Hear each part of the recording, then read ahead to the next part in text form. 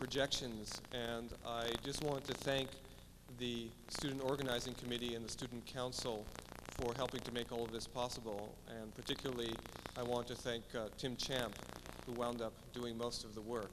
So thank you, Tim, for making this all possible. And stay tuned next year for the next lecture series. Now for tonight's main attraction, Hani Rashid. Now, to tell you the truth, I must say that I still don't quite understand Hani. He somehow appears in classes here and everywhere and creates a strange web of lines, trajectories, and vectors that ensnare us in the space, both real and implied, with a kind of magical set of codes that have a Kabbalistic meaning of some sort that I can't quite decipher. Now, when I first saw Hani and first met him, I think I understood.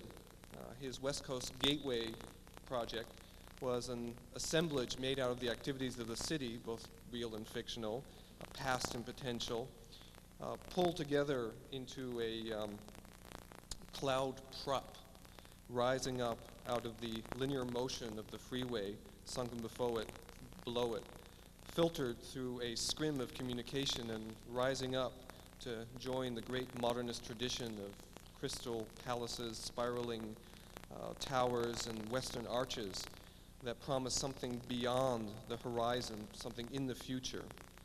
Well, I saw it then, but I didn't quite want to understand it because my roommate at the time was a competitor in the same event, so I wasn't really looking too hard. And by the time I was ready to look at Hani's stuff again, he had somehow floated away beyond building into another realm or reality that, for him at least, seems to exist between the screen and the face, the line and the plane, the present and the future. This much I do know about him, mainly by doing some reading. He was born in Cairo, which I always associate with fairy tales and the such. Then he was educated up in the frozen north at Carleton and at Cranbrook, where he met up with the mercurial magi Daniel Libeskind, spun out to New York, where with Luzanne Couture he founded Studio Asymptote, and where he teaches at Columbia University. He also comes to the LAX program every summer, and with such people as Lebbeus Woods, Michael Sorkin, Kaplan Kruger, is engaged in a kind of architectural experimentation beyond building. Now, I use that phrase a lot, beyond building, but especially in Hani's case, I think one wonders, what is there beyond building? Now, Hani looks for the answer to that question in rather strange places, on computer streams, in airports, and in the air itself, where he says he hears the wing and the wind in a kind of lyrical dialogue. Now, I've never seen the wind or heard a wing, but I'm willing to listen to this fable that Hani tells me, in which he tells me that we can find an architecture there in the skies, that we can find it in zeros and ones, and in the other realities continually opening up and unfolding beyond the imprisoning walls of a physical reality that we know only too well. So please help me welcome the hyper-fine splitter of architectural points, Hani Rashid.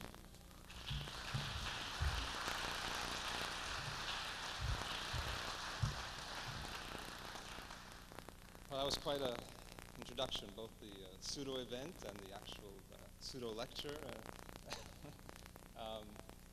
Peter, hello. Okay, I'm going to deliver the first part of this lecture from a written text to try. I'm sorry, so speak right into this microphone, right? Put it up a little higher. Is that okay? And then I'll open it up for questions. So hopefully this first part won't be too painful. It'll be read, and the images will accompany the text. And then afterwards, perhaps during the question period, we can unravel some other things in terms of some of these things that were posited that I will posit through this talk. So if I can get the slides up and begin, and take the spotlight off of me, put it on the work. Is that possible? Does this light come down, or this stays on? How do you do it here? Okay. The work will, I inadvertently, or sort of on the airplane, I was a surrogate babysitter for a little girl who had no parents on the flight, and I was sort of looking at her trying to edit my lecture, and I was helping her with her drinks and her chair and so on. And I was sort of titling this thing from analog space to digital field was the kind of discussion, but then I sort of looked at her letter and thought of just calling it the little girl and the glass of ginger ale and the seat that wouldn't stop squeaking. Anyway, the lecture tonight is basically on the work of Studio Asymptote, the studio that Lisanne Couture and I began in New York in '88, and I'll run through this text.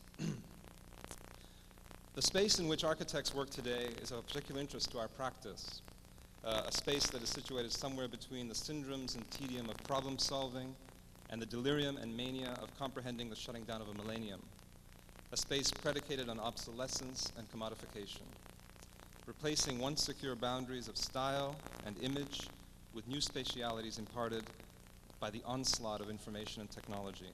Next. Today, the public realm is hauntingly private. Within the enclaves of fiber optic cables, email, multimedia, and with the prospects of interactive television, virtual reality, and cyberspace, architecture today must contend with entirely new and unexpected territories for sustenance. Places where the polis gathers today differ greatly from any we have ever known. Next, please. Images themselves, whether disconcerting or whether disseminated through advertising, cinema, or the news, exact much broader and far-reaching impact on the public realm than does architecture. A building today is little more than an obstacle for military maneuvers. Case in point, surveillance systems, eavesdropping, or even simply outfitting with machinery, computers, systems, or programs. Next slide, please. The reluctance and inability of architects to reassess their preoccupations with hygiene and permanence and certitude is a final blow for architecture. The perseverance of the architect as a provider of services has reduced architecture to an odd vocation, more ably performed by a handful of consultants and specialists than desperate individuals in search of reconciling art and science. Next slide, please. However, we carry on, reticent and optimistic, that architecture will resume its congenial path towards some ineffable truth. Next. Where would one locate architecture today?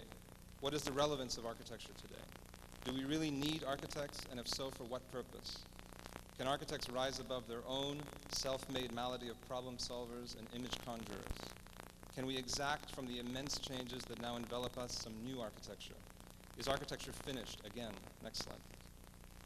The immense changes that have taken place in every crevice of what we refer to as the public realm with public space have already irreversibly impacted architecture. Telecommunications, speed, noise, distraction, anonymity, interference, dysfunction are but a few of the many vectors that are promoting the expedient and final demise of modernity in all of its various guises. Next slide, please. Order will not be restored, as our generational predecessors so passionately believed.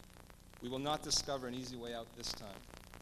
Yet we continue to devise improved solutions, propagate myths of perfection, form closed societies, assess the young on their ability to conform, publish monthly journals in the archaic tradition of the pattern book, and most criminal of all, establish dubious theories based on the heroes of a defunct era.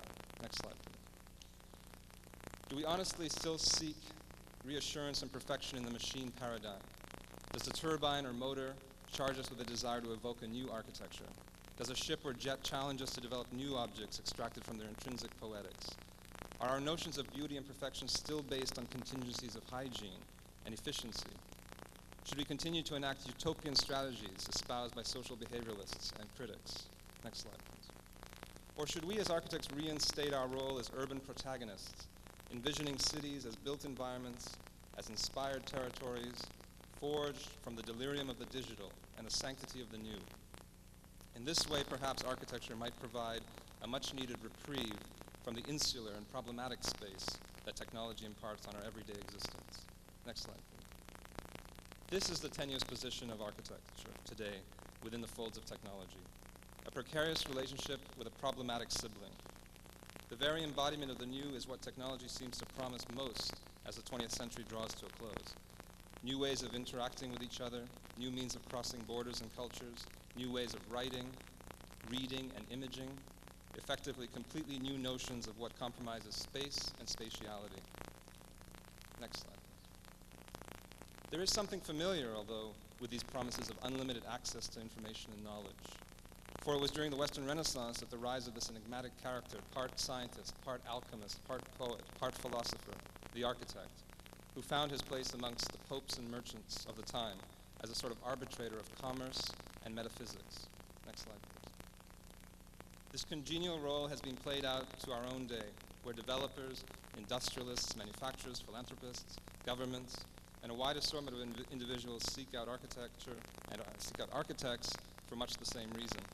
Although today the architect is more likely to be a mediator between the emergence of new technocracies and the affects of commodification and mediation on public taste. It is from this understanding of the problem confronting the nature of practice that one must try again to forge an architecture. Next slide, please. So the first project that I will also supplement with text is the Steel Cloud, the LA Gateway, project we won in competition in '88. The American freeway, automobile are byproducts of an enduring desire for freedom and space and what is perceived of as an alienating and hostile urban environment. Los Angeles in particular is a city where privacy and evasion have evoked places of extreme, page mixed up, extreme doubt, I actually remember the text, I don't have to. Of extreme doubt and complexity within the socio-political infrastructure. Here, glamour and fantasy is offset by the anticipation of calamity and the all-pervasive fear of rupture and breakdown. Next slide, please. The Steel Cloud is a prop for such a place, where grandiose fictions and hallucinations of promissory utopias are tempered by a vivid reality. Next slide, please. This, then, is an episodic architecture, inspired by optical machinery, surveillance instruments, telecommunications, simulation, and by the structures of strife and perseverance. This is an architecture that attempts to entrap the flows that are Los Angeles. Next slide, please. The cloud occupies such a momentary terrain. It is situated directly above the Hollywood freeway. Here, the speed and the action of the city seem to make explicit Duchamp's axiom, the super-rapid position of rest. Next slide, please.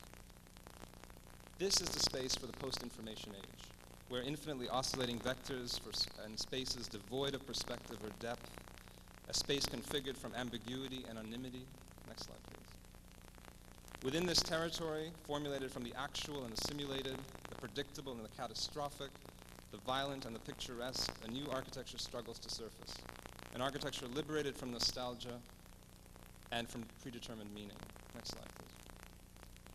A place without frames, devoid of enclosure, saturated in uncertainty. The city and the cloud merge here to form an interior without walls, a transparent terrain of indifference, set within the flows of traffic, desire, and information. Next slide, please. Scale is purposely disconcerting.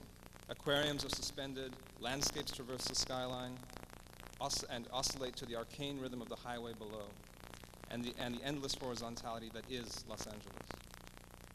Next slide, please. Somehow my text is all messed up. Okay.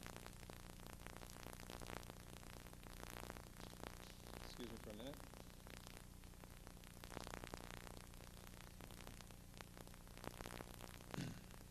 Next slide, please. Okay. And the next slide.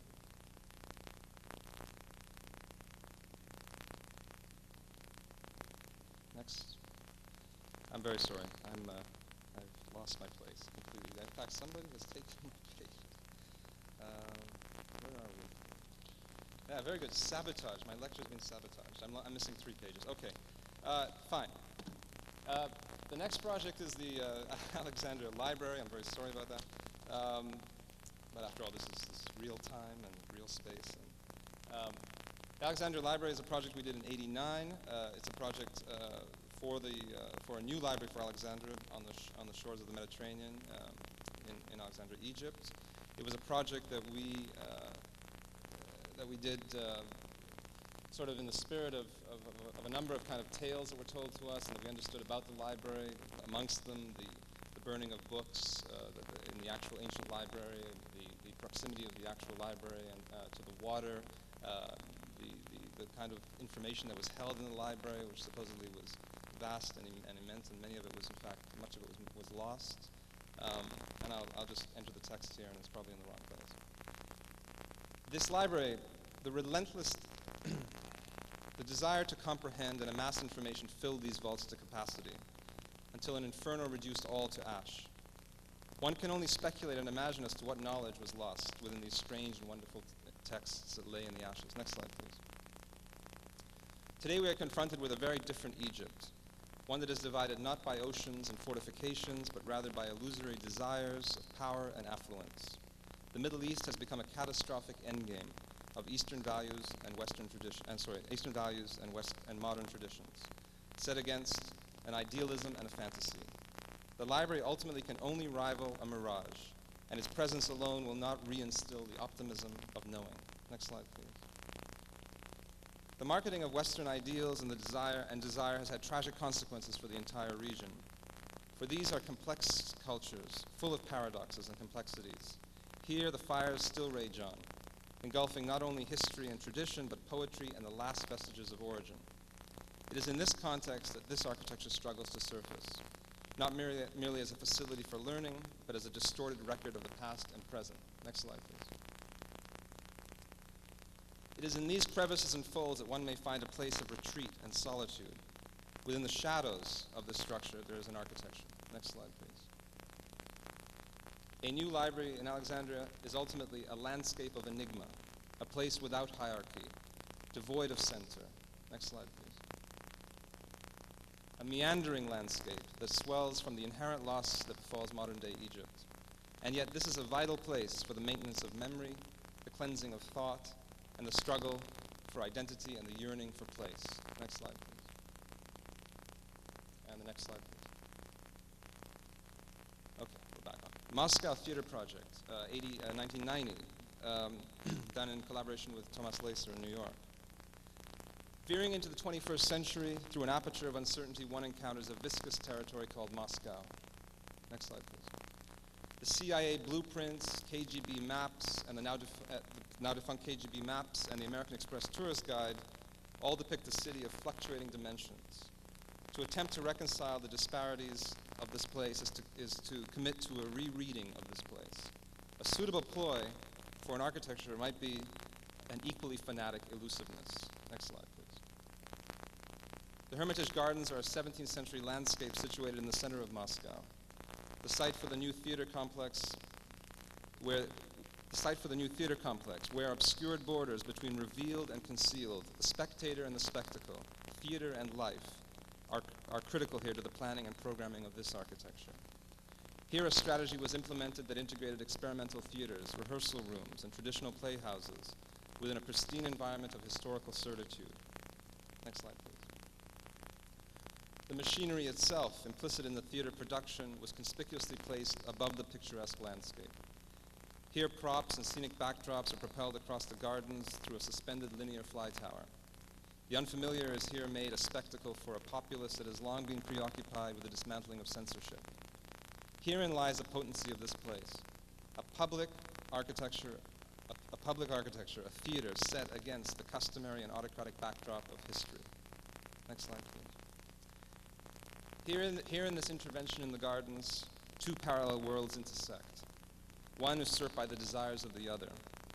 This is a place of rupture and dissonance amidst a rapidly changing and fragile social order. One face turns towards the ornate, while the other towards some uncharted frontiers. Here at this conspicuous crossing is a limbo-like space where people are propelled as though they were themselves light. The Moscow State Theater is ultimately a dismantled and disfigured architecture, unhinged and precarious, attached only to a defunct society. Next slide, please. A recent project last year, the Groningen Courthouse, that we did in collaboration with another architect, Wiel Arets in New York, we did it, for the new law offices, or new courthouses for the National Dutch, for the legal system in Holland, in Groningen. Tedium, boredom, and bureaucratic babble are amongst the many structures that prompted this architecture. The competition called for a new courthouse to be sited in the town of Groningen in Holland. The brief described as a requisite for this place, the brief described the requisite for this place to be tailored to notions of efficiency and certitude. Little or no invention was called for.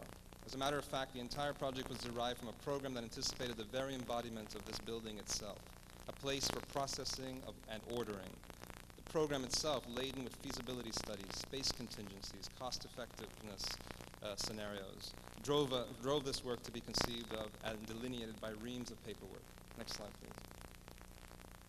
Here in this place, where even crimes are processed, we attempt to devise a remedy to the nausea of the trustworthy. The various structures that make up this scheme were thought of as binary figures, digital characters set into a field.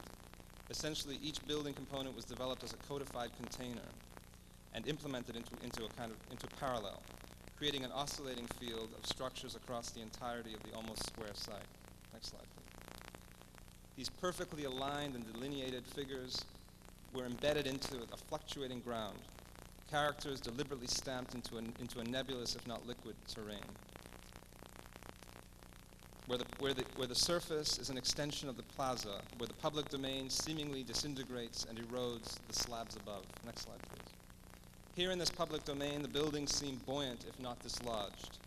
This is a place for incidents and actions seamlessly connected to the city, a place for gliding trajectories through and around the site, an arena of sorts dedicated to bicycles and skateboards that carve another architecture beneath the buildings as if in defiance of these shrines of order and certainty. Next slide, please.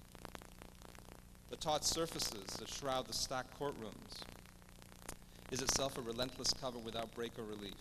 The interior spaces of the courtroom, chambers, and antechambers are all organized along the perimeter, appearing on the exterior as a skeletal structure, encased in a translucent skin. From within these spaces, the exterior is seen as blurred and imprecise. Here, the world beyond the walls of the courtroom is reconfigured, much like night vision goggles will always reveal, even within the most mundane, a sense of the uncanny and danger. Next slide, please. The entry to the entire project, and more specifically the courtrooms, is housed within a cantilevered rectangular prism that slips back towards the square. Here one enters the courthouses not by climbing grand stairs or moving through embellished portals, but rather by slipping beneath the glass encased hall and through an innocuous set of office glass doors. Next slide, please. Here within the hall ramps that traverse the skin meet the courtrooms indiscriminately. The spectacle here is tempered by the anxiously waiting visitors, the press, and the generally curious. The infrequent exodus from a courtroom somewhere within the wall beyond charges the space with an intermittent vitality. Next slide, please. The offices and meeting rooms that dominate the project are also subjected to another reduction of form and meaning. The notational systems employed allude to environments within the structures. At the extreme western edge of the site, along a main street, the primary offices are located. Beneath this non-hierarchical facade would be conversations, deliberations, coffee breaks, and the endless grinding of copy machines and the buzz of computer workstations. Next slide. And the last of these hyper projects is for Berlin, the Spreebogen, which I've noticed is a very, very handsome show outside. Our Berlin project was somewhat more, I guess we really didn't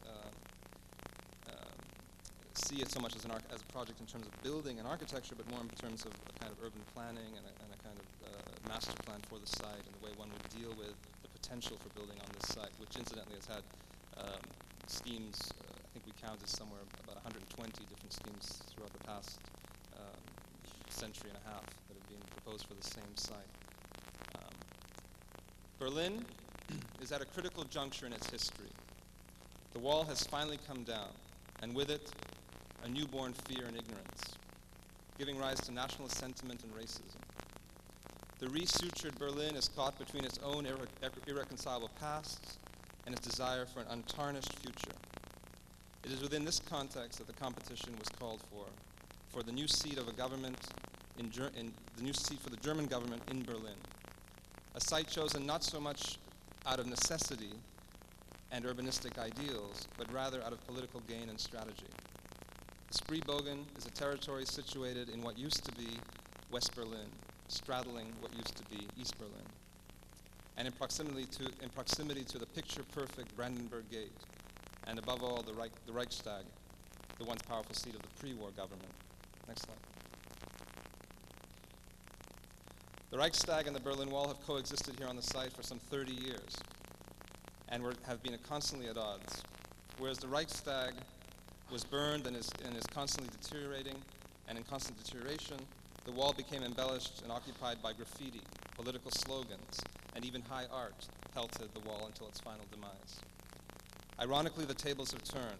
The wall, which Joseph Beuys had suggested be raised only 5 centimeters, was razed to the ground. While the Reichstag, which had witnessed other less precise horrors, is now in repair. The dismantling and displacement of the wall and its commodification and marketing, coupled with meaning and history, was an important preoccupation for this work. Next slide.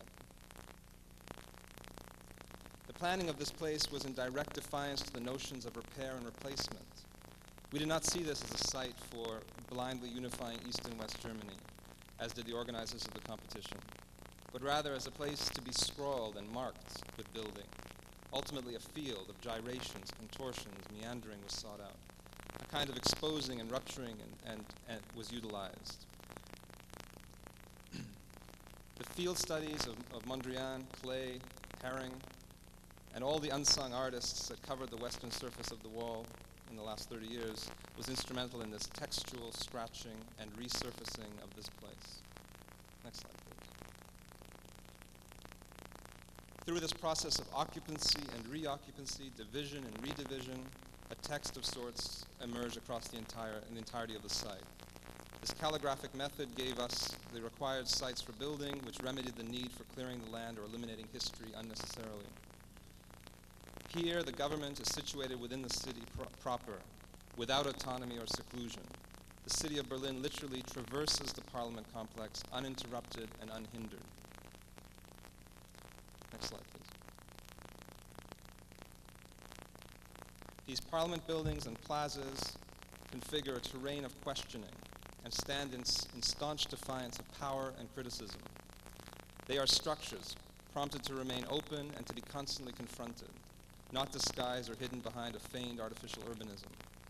This, then, is not so much a plan, but a score, where the actual interventions and buildings emerge from the resonances of a city caught in its own irreversible history. Next slide.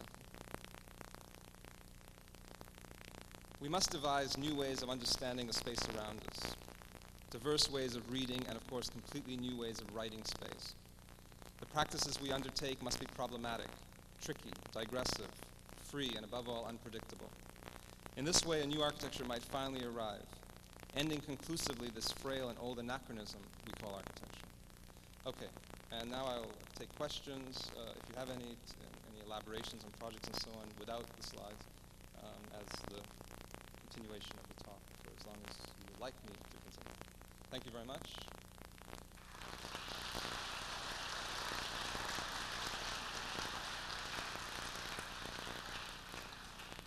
I figure it's sort of MTV generation. You have to work much faster in these lectures. They're getting faster and faster. Any questions? I can hardly see out there. Yes?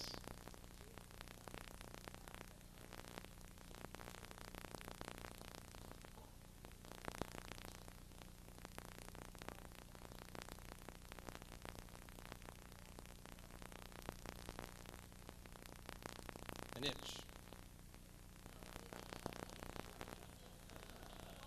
Well, it was a kind of itch. I mean, the question is, what constitutes a scratch? And in the in the final project, the fact that we, you're saying essentially you're asking, how is it that we, how did we employ this technique of scratching, or why? Or, I'm not quite clear on the question, as a matter of fact. Right.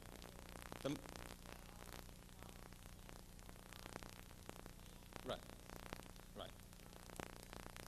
Let me put it this way: the project, the scheme, and the actual competition called for a kind of what was implied in the program was a kind of knitting, a kind of merging, a kind of connecting the old and the new, the East and the West. We looked at the site, which in fact was verified by seeing the winning schemes, which eliminate the Berlin Wall, kind of renovate the Reichstag, and sort of really somehow sort of remedy the terrain, remedy the ground. We thought rather than do that, what we really wanted to do was just kind of scrawl the ground, kind of mark the ground, notate the ground. The tectonics of scratching, let's say, the tectonics of actually pulling that off, we drew upon Mondrian and graffiti and clay and basically field works, including, I don't know if you know Roberta Allen's work, these kind of field studies in swimming pools in the 60s and 70s, part of the happenings and so on. And this was a way of really just kind of starting to mark the territory with a kind of notation, with a kind of text. The belief being that this text would then be a kind of layered, a palimpsest-like layering on the original site, and therefore the Berlin Wall, the marks, the very deep scratches that have existed on that site would somehow persevere and remain as kind of part of that body of text. In other words, the site was seen as a kind of text that needed to be scratched, I suppose, in terms of that. Now, when I say an itch is what causes a scratch, is that this project became a kind of itch for us, in the sense that it was the last, probably one of the last big, I would say, sort of urban design competitions of the 20th century, perhaps, and really major. But a testament to that is how many people entered and how many and how seriously it was taken by many people. And in some ways, the itch was to somehow do a project that not only stabilized that kind of and in fact endorsed that kind of those kind of competitions, but at the same time talked about history in architecture and how we in fact deal with history in architecture, and that there's other alternatives, let's say, than to a kind of resurrecting history, a kind of feigning history, a kind of mocking or making of history, and in fact the winning projects, with all due respect to them, are very historic works. They could have been, and they're very comfortable, and they're very kind of tame, and you can imagine that the politicians in Germany are very happy with them because they don't, they really have something they've seen before and can predict. There's predictable space, predictable kind of events that would take place there, predictable itches, if you will. Yes, sir.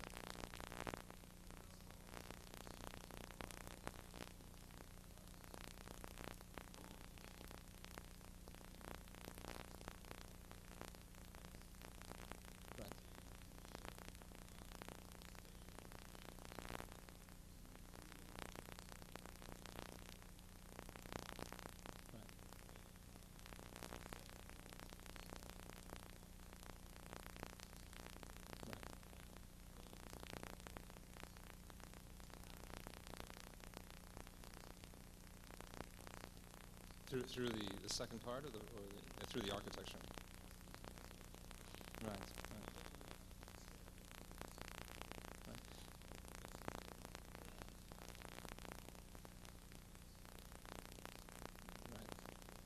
A traditional modernist meaning in terms of invention.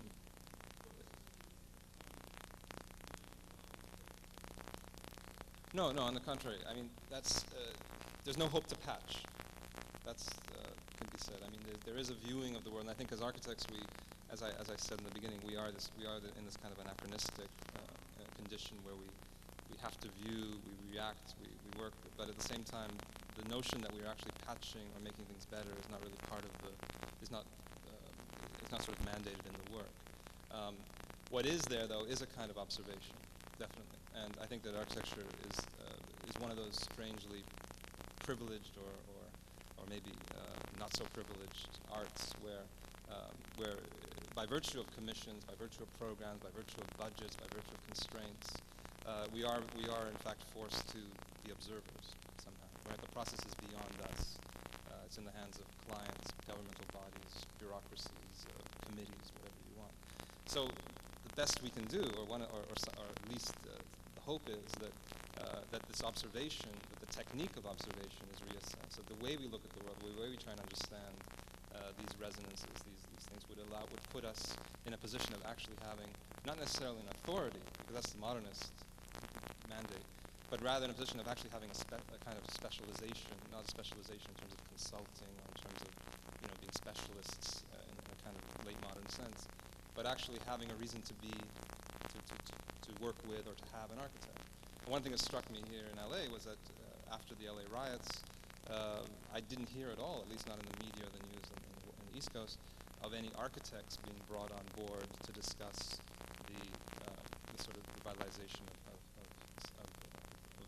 that part of LA, or sort of mending the city and reworking the city. And this is, I think, some of the loss of our field, that we are really seen in the end as kind of providers of services. And we've lost touch with this kind of techniques of observation, of understanding the world around us.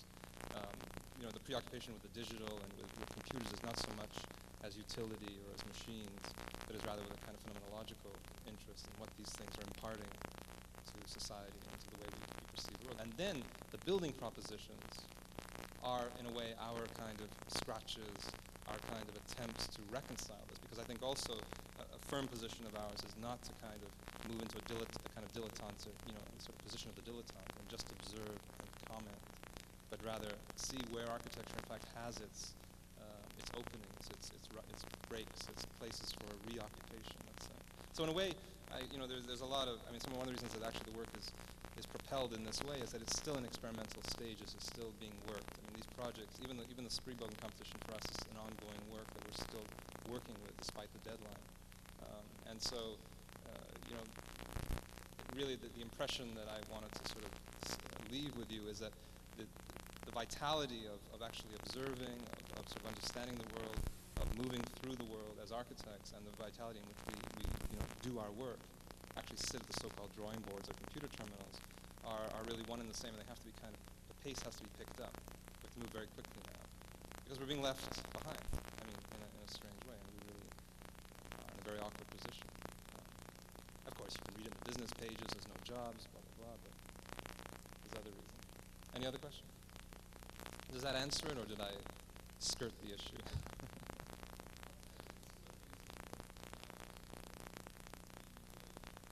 In some ways, it's purposeful.